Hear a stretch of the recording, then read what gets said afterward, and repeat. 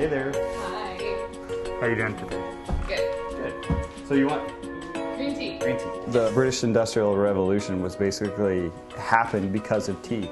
Because people could have tea in the day, they would get more substance in them, and they could work longer hours, and they could produce more. And that was basically through the help of tea.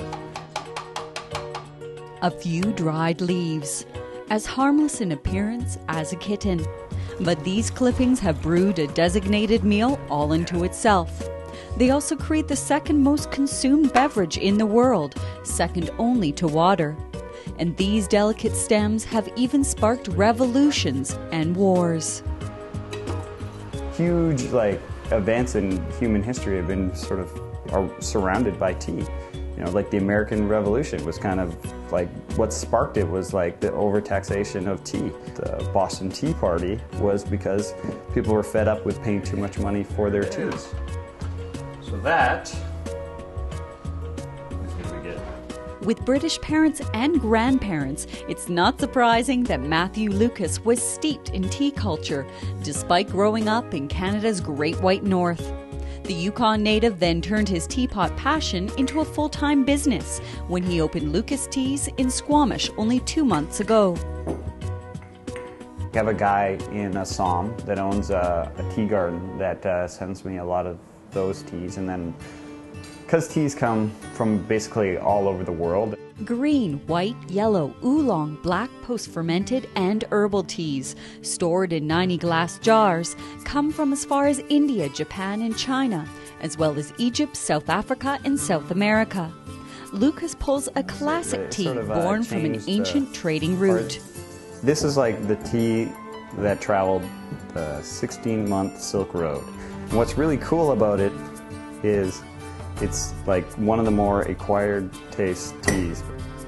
It smells really smoky. Yeah, totally. This is Lapsang Souchong. And what's really cool about it is that the flavor in it.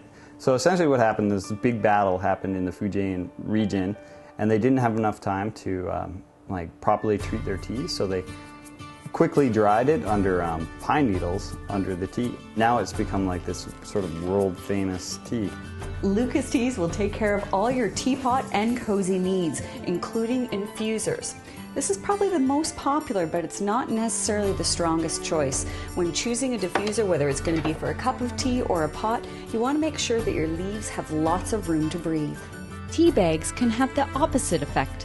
One of the other things is that tea bags have a tendency to restrict, they don't allow the tea to sort of open up and bloom and get that full flavor.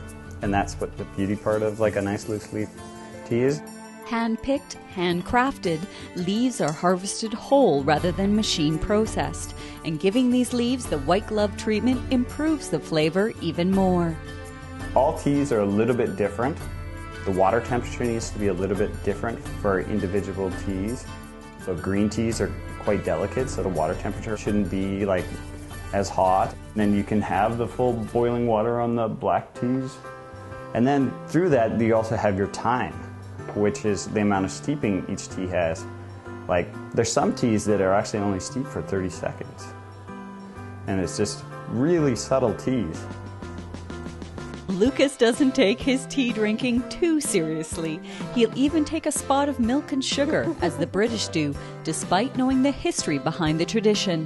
When they first got tea to England back in the day, they had to travel from all the way from China or India, all around, and it would be, by that time, it would be like moldy, so they put milk and they put their 2 sugars in there and they'd have their tea.